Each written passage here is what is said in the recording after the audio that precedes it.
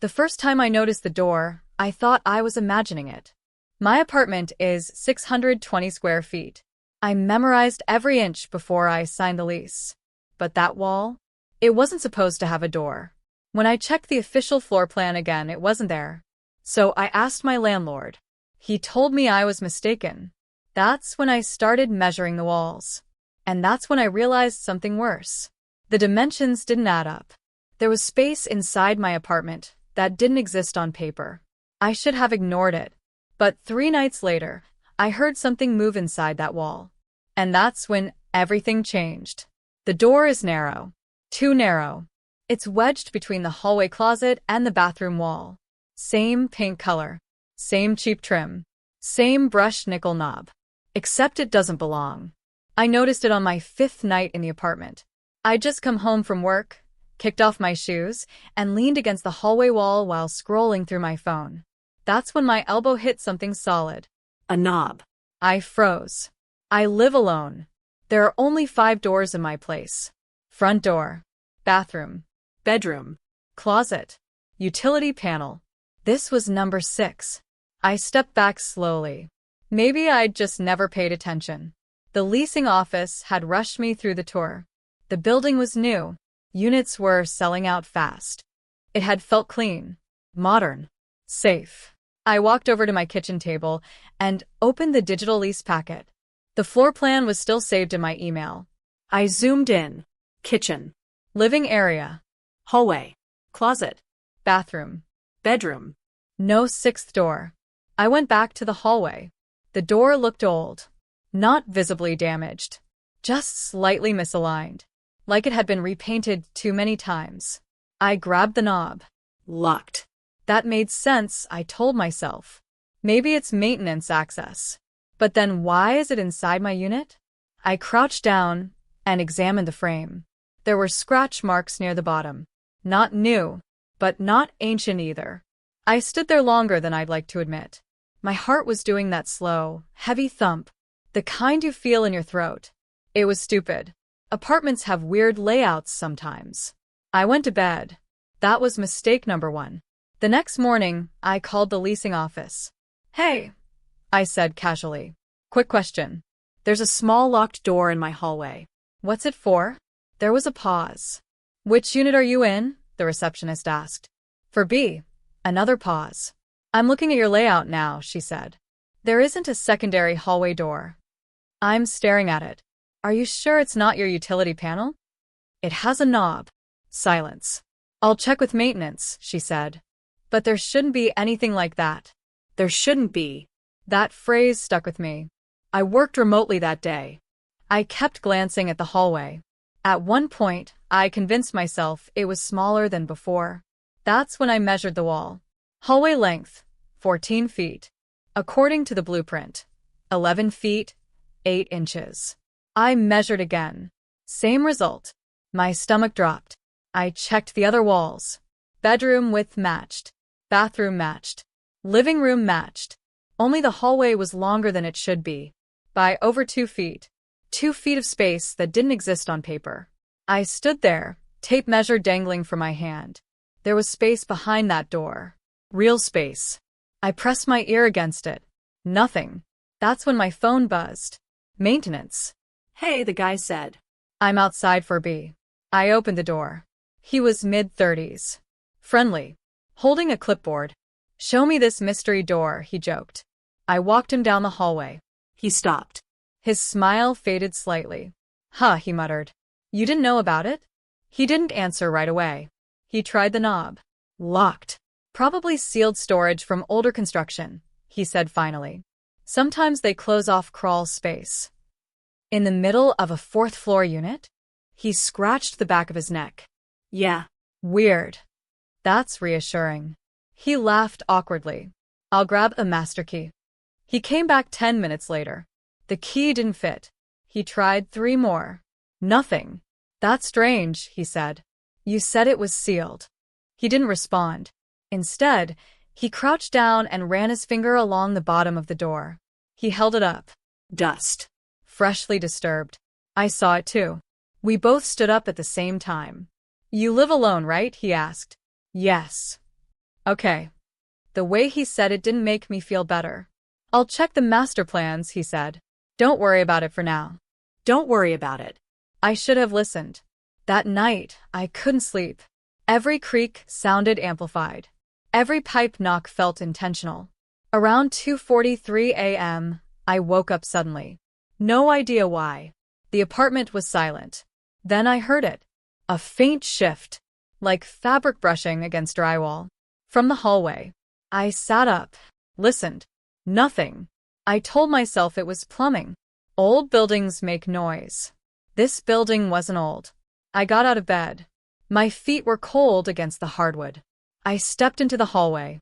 The door was still there. Still closed. Still locked. I leaned in closer. And that's when I heard it again. A slow, deliberate scrape. From inside. My heart slammed so hard I felt dizzy. I knocked on the door. 3 sharp taps. Silence. I waited. Then one knock back. Soft. Measured. Intentional. I stumbled backward. No one else has keys to my unit. No one should be inside that space. I grabbed my phone. Hands shaking. I started dialing 911. Then I hesitated. What would I even say? There's a door in my hallway that shouldn't exist, and something knocked back? I'd sound insane. I pressed my ear against it again, whispering. Not loud enough to understand, but not plumbing, not pipes. A voice. That's when everything shifted inside me. This wasn't architectural error. It wasn't construction oversight. Someone was in that space, and they knew I was here. I stepped back slowly, and the knob, it turned. Just slightly. From the inside, the knob stopped moving. Not all the way. Just enough to let me know it wasn't my imagination. I stared at it, waiting for it to twist fully. It didn't. It settled back into place. Still locked. Still closed. My hallway felt smaller, like the walls were leaning inward. I backed into my bedroom and shut the door, locking it out of instinct. Then I did something I hadn't done since college. I shoved a chair under the handle. I didn't sleep. At 6:12 a.m., I called the leasing office again. This time, I didn't sound casual. There is someone inside that room. Silence. Inside what room? The same receptionist asked. The one that isn't on the floor plan. Another pause. I'll send maintenance. No, I snapped. Call the police. She hesitated. Sir, we can't report. I heard someone knock back. That changed her tone. 20 minutes later, 2 officers stood in my hallway. Both looked tired. Early 30s. Professional. They examined the door. Tried the knob. One of them crouched down like maintenance had. He ran his finger along the bottom seam. Less dust than yesterday. Anyone else have access to your unit? He asked. No. Have you experienced stress lately? Sleep issues? I knew where this was going. I measured the hallway, I said quickly. It's 2 feet longer than the blueprint. They exchanged a look. The second officer took out a small flashlight and shined it into the thin crack along the frame. Nothing visible. No signs of forced entry, he said. Because they're already inside. I whispered. The first officer knocked hard on the door. Police, he called out. If anyone's in there, open up. Silence. Complete. Oppressive. They waited. Nothing. Sir, he said carefully, we don't have probable cause to break into what could be structural space. It may be sealed storage. It knocked back. You could have misheard. I almost laughed. You want to stand here tonight? I asked. He didn't answer that. They left after filing a brief report. The hallway felt heavier after they were gone. That's when I made my second mistake. I decided to investigate myself. I spent the afternoon searching public records. The building was only 4 years old. Before that, it was an empty lot. No fires. No crimes. No history. Too clean. I found the architectural firm that designed it. I downloaded the publicly submitted plans from the city website. There it was. Unit 4B. 5 doors. No 6th. But when I zoomed in closer, something caught my eye. A faint rectangular outline between the hallway walls. Labeled. Access private. Private. Access to what? I printed the page, highlighted it. Then I noticed something worse. Every unit on the fourth floor had that same faint marking, except one. For A, the unit directly next to mine. That unit didn't have the rectangle, meaning whatever space existed behind my hallway wall might connect to something else. Or someone else. I walked next door. For A, I knocked. A woman in her mid-50s opened the door. Calm. Polite. Suspicious. Hi, I said. I'm your neighbor. Quick question. Have you ever heard noises in your walls? She stared at me. What kind of noises? Scraping. Knocking. Movement. She hesitated. Old buildings make sounds, she said. It's not old. She tightened her lips. I keep to myself, she added. That wasn't a no. I should have seen it coming. That night, I set up my phone to record audio in the hallway. If something happened, I'd have proof. At 1:58 a.m., it started. Soft shuffling. A faint dragging sound. Then 3 knocks. Pause. 2 knocks. Pause. 1 knock. It felt patterned. Intentional. I held my breath. And then my phone vibrated in my hand. Unknown number. I declined it. It called again. I answered. No voice at first. Just breathing. Then a whisper. You shouldn't measure walls. My blood turned cold. Who is this? You're not the first. The line went dead. I stood there, phone shaking in my grip. Not the first. Meaning someone else had noticed. Or someone else had lived here. I searched previous tenants. The last person in 4B moved out abruptly. No forwarding address. No social media updates after 3 months ago. I checked obituaries. Nothing. I called the leasing office again. Who lived here before me? That information is private. Did they break their lease? Pause. Yes. Why? Silence. That information is private. Private. Access, private. Everything was private. But I was living in it. The next morning, I went back to the hallway with a screwdriver. If the police wouldn't open it, I would. I unscrewed the hinge plate. Slowly. Carefully. The screws were newer than the rest of the trim. Recently replaced. I removed the last one. Pulled the hinge free. The door sagged slightly. It wasn't attached to a normal frame. Behind the wood paneling was reinforced steel. Not drywall. Steel. Like a vault door disguised as a bedroom door. My pulse pounded in my ears. Why would a fourth-floor apartment have a reinforced hidden room? That's when I noticed something even stranger. The knob wasn't connected to a normal latch. It was cosmetic. The real lock mechanism was hidden deeper inside the frame. This wasn't storage. This was intentional. Engineered. I leaned closer. And I saw it. A tiny camera lens. Embedded in the upper corner of the frame. Pointed directly into my hallway. Watching. My stomach flipped. Someone had been monitoring my apartment. Not randomly. Specifically. Me. I stepped back slowly. My entire body felt cold. Then my phone buzzed again. Same unknown number. This time, I answered without thinking. You opened it, the voice said. It wasn't a whisper now. It was calm. Controlled. You're being recorded, I said. A small chuckle. You always have been. The line disconnected. That's when I heard something new. Not from behind the door. From above me. A faint vibration in the ceiling. Like something sliding open. And then a metallic click. From inside the locked room. The real lock disengaging. Slowly. Deliberately. And this time, the knob turned all the way. The knob rotated fully. Slow. Controlled. Like whoever was inside wanted me to see it happen. The latch clicked. The door didn't swing open. It eased outward just an inch. Darkness inside. Not pitch black. Dim, like there was a low, indirect light source somewhere deeper in the space. I didn't move. My body locked up before my brain could process. Then the door opened wider. No one stepped out. Just a quiet, waiting gap. I should have run. Instead, I stepped closer. Hello. My voice sounded smaller than I expected. No answer. Just the faint hum of electronics. That's when I noticed the air. Cooler. conditioned separately, different from my apartment's HVAC, meaning this space had its own system. I pushed the door open fully.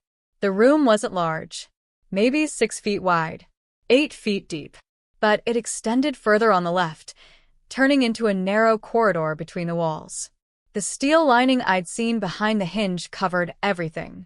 Soundproofed, intentional, and directly across from the entrance, monitors.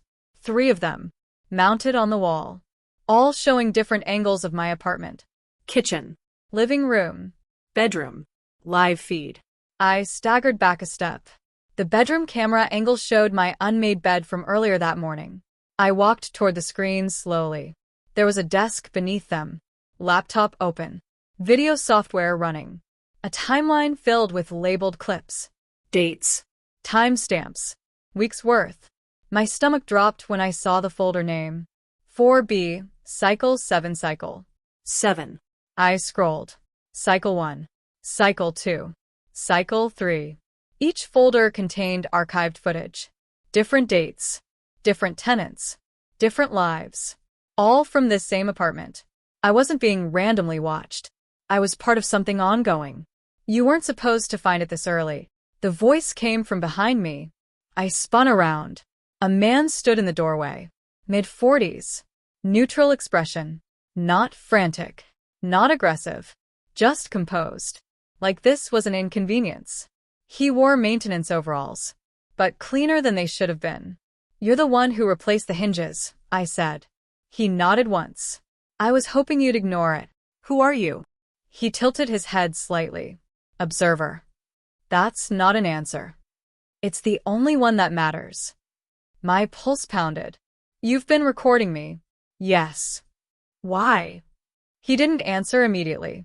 Instead, he stepped fully into the room and closed the door behind him. The click of the latch echoed heavier than it should have. "You sign the lease," he said calmly. "There's nothing in my lease about this." "There wouldn't be." "That's illegal." He gave a faint smile. "You'd be surprised what's legal when the paperwork is structured correctly." My mind raced. Cycle 7. Previous tenant disappeared. "You said I wasn't the first," I whispered. "You're not." "What is this? Some kind of experiment?" He didn't deny it. "You live your life," he said. "We observe patterns, decisions, stress responses. We." He glanced toward the ceiling briefly. Subtle, but deliberate. That vibration from earlier. The sliding sound. Access, private. This room didn't just connect to empty space. It connected upward. Or sideways. Possibly to multiple units. "How many apartments?"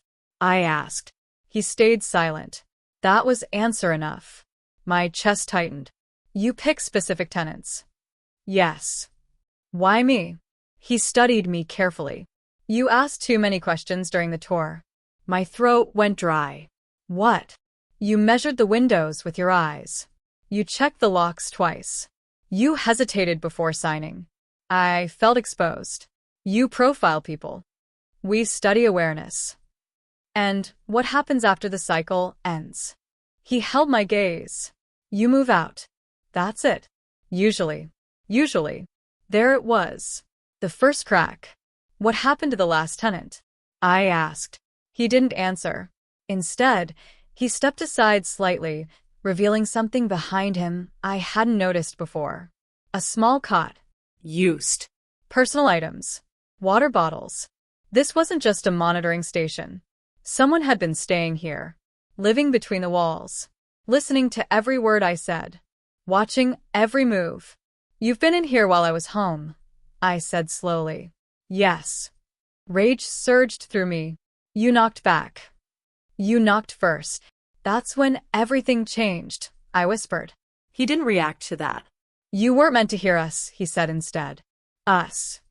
He exhaled lightly. "You accelerated the timeline." My brain scrambled to catch up. "There are others in the building," I said. Not a question. A realization. "Different floors," he admitted. "Connected?" Infrastructure is efficient when centralized. That faint corridor behind the room suddenly felt much longer in my mind, like a spine running through the building. Watching. Cataloging. Measuring. Why knock back? I asked. For data. What kind of data? Fear response. Curiosity override. Fight or flight patterns. I should have been terrified, but something else was rising instead. Clarity. You called me? I said. Yes.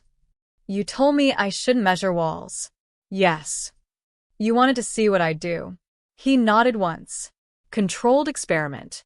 And I'd just stepped inside the lab. But I was completely wrong, I said softly. He frowned slightly. About what? I thought I was the subject. Silence. His eyes narrowed. What do you mean? I gestured toward the laptop. You've been collecting cycles, studying reactions, measuring awareness. Yes. But you never expected one of us to measure back. His expression shifted. Just a fraction. You think you're different? I think, I said carefully, that cycle 7 isn't about me. A pause. For the first time, I continued. The subject found the observer. That's when the power cut. The monitors went black. The hum died. The room plunged into silence. Total. Then, a red emergency light flickered on. And from deeper inside the corridor behind the walls, footsteps. More than one. Approaching, the footsteps weren't rushed. That was the worst part. They were calm. Measured. Like whoever was walking down that hidden corridor wasn't reacting to a problem. They were responding to a procedure. The red light pulsed slowly. Once. Twice. The man in front of me didn't panic. But something in his posture shifted. Less control. More calculation.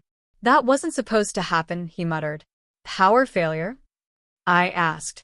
No, he looked at me differently now. You weren't supposed to say that. Say what? That you were measuring back. Another step echoed from the corridor. Closer. I realized something. He wasn't in charge. He was an employee. Cycle 7. Observer. There were levels above him. You've been watching us, I said quietly. But someone's been watching you. For the first time, uncertainty flashed across his face. The red light flickered harder. The hidden corridor behind him illuminated just enough for me to see silhouettes. 2. Standing at the far end. Not entering yet. Waiting. You don't understand how this works, he said. You don't either, I replied. And that's when everything clicked. The knock pattern. 3, 2, 1. It wasn't random. It was countdown. Cycle 7 wasn't my cycle. It was his. The laptop folders. Cycle 1 through 6 weren't tenants.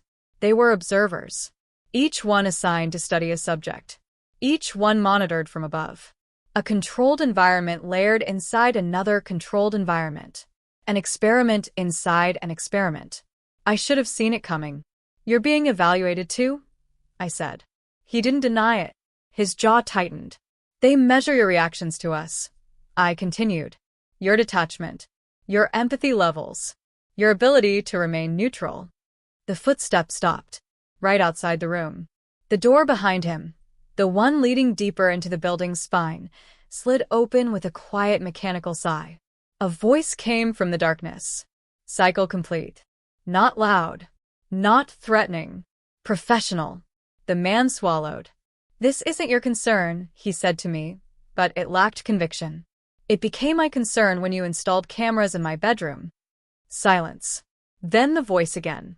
Subject 4B achieved awareness threshold ahead of schedule. Threshold. That word rewired everything. They weren't just watching fear. They were studying perception, autonomy, suspicion. Which tenants question reality? Which ones ignore inconsistencies? Which ones accept what's presented? And which ones push back? I wasn't randomly selected. I was profiled for awareness. You choose people who notice things, I said slowly. Yes, the man admitted. Why? No answer from him. The voice from the corridor responded instead. To identify potential recruits. My breath caught. Recruits. Recruits for what? The red light steadied. The silhouette stepped slightly closer, but remained unseen. Large-scale behavioral architecture, the voice said. Urban environments. Controlled social ecosystems. My apartment wasn't the only lab. It was a prototype. We build structures, the voice continued, to measure how much reality a person needs before they question it. My stomach twisted. You're mapping psychological tolerance. Yes. And once someone passes the awareness threshold? A pause. They're offered perspective. The man beside me exhaled sharply. You weren't supposed to pass, he muttered. You weren't supposed to get attached, the voice corrected him. Attached. I thought of the scratch marks near the door, the faint hesitation in his tone when I first confronted him, the knockback. He wasn't just collecting data. He was interacting, breaking neutrality. Cycle 7 wasn't about my awareness. It was about his. You failed, I said quietly. He didn't argue. The door behind him opened fully now. Two figures stepped forward. Not threatening, not armed, just clinical. You may step out, one of them said to him. He hesitated, just for a second. Then he looked at me. Most people never find the door, he said softly. I know. You did. And so did you, I replied. That landed. He stepped aside, walked past them into the corridor. No resistance. No struggle. Just compliance. Cycle complete. The silhouettes shifted their attention to me. You have options, the voice said. Let me guess, I replied. I can forget this happened. Or I can join you. A faint smile in the darkness. Most choose comfort. And the others? They help design the next cycles. My apartment monitors flickered back on behind me, now showing a different feed. The hidden corridor. The man walking away. Recorded. Cataloged. Cycle 7, Observer Outcome. I looked back at the red-lit hallway inside my apartment. The space that didn't exist. The space that had forced me to confront how much I trust what I'm shown. I realized something else. The early clues weren't mistakes. The misaligned paint. The new screws. The dust disturbed at the base. They were pressure tests. If I hadn't noticed, I would have lived here for a year. Unaware. Happy. Watched. That thought scared me more than the cameras. Because it meant something bigger. How many places have hidden rooms? How many systems quietly measure who questions reality and who doesn't? That's when everything changed, I said quietly. Not because I was afraid, but because I understood. You don't just study awareness, I said. You build it. Silence. The offer hung in the air. Walk back into my apartment. Pretend none of this happened. Or step into the corridor. Learn how deep the architecture goes. Learn how cities are designed to influence behavior. Learn how much of my world is structured observation. I thought about peace, about privacy, about ignorance. Then I thought about the knock pattern. 3, 2, 1. Countdown. Every system eventually reveals itself to the people paying attention. The question is, what do you do when it does? I stepped forward. Not fully into the corridor. Not fully back into my apartment. Balanced between the two. You study awareness, I said. But here's the real data point. They waited. Once someone sees the hidden room, they can never unsee it. The red light faded. The monitors shut off again. And for a moment, there was no hallway, no corridor, no silhouettes. Just my apartment. Normal. Quiet. Exactly as it was the day I moved in. Except the hallway wall was smooth now. No door. No frame. Nothing. I stood there for a long time. Was it removed? Or had it never been there? My tape measure was still on the floor. I picked it up. Measured the hallway. 11 feet. 8 inches. Exactly like the blueprint. I should have felt relief. Instead, I felt something else. Awake. Because the real hidden room wasn't in my apartment. It was in the systems I never questioned. And now that I've seen one, I can't stop looking for others. There's another case like this I've been researching. Different building. Different city. Same faint marking on the plans. Access, private. Maybe it's nothing. Maybe it's coincidence. Or maybe you've noticed something in your own space that doesn't add up. If you found a door that wasn't supposed to exist, would you open it? Or would you choose not to measure the walls? Let me know what you do. Because once you start looking closely, you might realize the floor plan of your life doesn't quite match the dimensions. And that's a question most people aren't ready to answer.